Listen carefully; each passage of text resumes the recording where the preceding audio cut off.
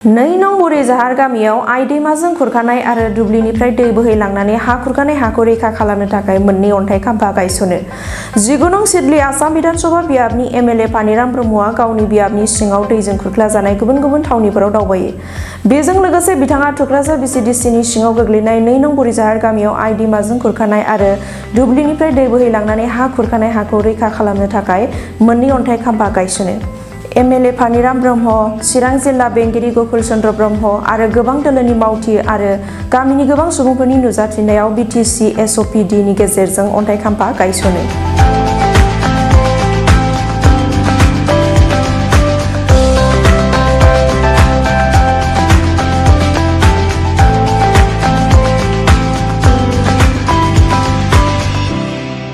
जोङो बुरिजार 2 ना बुरिजार 2 बेवहाय जोङो जोंहा बिटिसि माने एसअपिडि निफ्राय जों बेखौ माने मावजेननायनि जोङो दिनैहाय फिसा होनाय जादों आरो बिदिनो नैबे बै वाटार रिसोर्सनि नैबे जादों सयलनि माने बे हाया माने नैबेखौ जुदि होबथायाब्ला बेखौ जुदि ब्लक बानायाब्ला बे एखेबारे खुरखालांगोन। ओंखायनो बेखौ इमारजेन्सि हिसाबै रायजोफोर लुबैनाय हिसाबै बेखौ जोङो बेफोरखौ फिसा खाबाय मावजेननाय जासिगोन आरोखि। दा दैबानानि खोथा जाहैबाय। बे दैबाना आइ नदि बेथ' मस्थ' मारात्मक। दाखालि आङो एसेम्ब्लियाव कुइसन होदोंमोन, खिन्थु बेखौ रिटेन एन्सार मोननाय जाहैदों। गुरुत्व होदों आरो बाजेटआवबो आङो बेखौनो बुंदों आइ नदिखौ जे जोंहा 40 किल'मिटार माने साहानिफ्राय खोला बर्ड साइड खुरखादों। हाउजेन सब माने एफोर हाया जोंहा लस जादों, गामि थांदों होननानै आं बेखौ बाजेटआव बाजेटनि डिसकासन थायोना बेयाव होनाय जादों। माने जेरैब्लाबो जोङो बे आइ नदिखौ माने खुरखानायखौ जों होबथानांगोन। जाहा बिटिसि निफ्राय बिटिसि सरकाराबो दिनैहाय नाजादों, सेस्था खालामदों, जेसेबां हायो एसेबां मावनो नाजादों। दा अखा बोथोर दैज्लां बोथोर बेहायथ' मावनायनि माने परिबेस गैया आरो दैयाबो दानो देरगोन दानो सेमगोन। गतिके जोङो मोनसे प्लेनिं लादों अखा नागारनायनि उनावहाय बेखौ जोङो मावनो हागोन। आरो दिनैहाय जोंहा डिसि मानगावथ' जोंहा डिसि बिथाङाबो फैदों।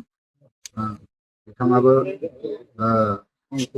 गासिबो माने दैबानाखौ माने स्टाडि खालामगासिनो दङ आरो बिसोर टाइम टु टाइम स्टेट गभर्नमेन्टआव WTO मेसेजखौ जाहाथे बे नोजोर बोनो हायो बेखौ मावदों।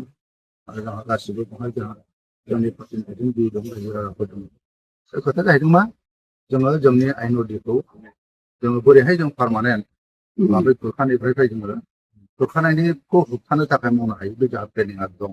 बे गतिके जोंहा बिटिसि सरकार हिसाबै हाग्रामा मोनसे नोजोर होदों आरो इतिमध्ये नै दाखालि सेन्ट्रेल गभर्नमेन्टनिफ्राय वाटार रिसोर्स डिपार्टमेन्टनिफ्राय बेखौ गासिबो जायगाखौ नायनाय जाहैबाय, जाहाथे बेखौ मोजाङै मावनो हायो, होबथानो हायो। दा बे टेम्परारि प्रटेक्सन जाहैबाय।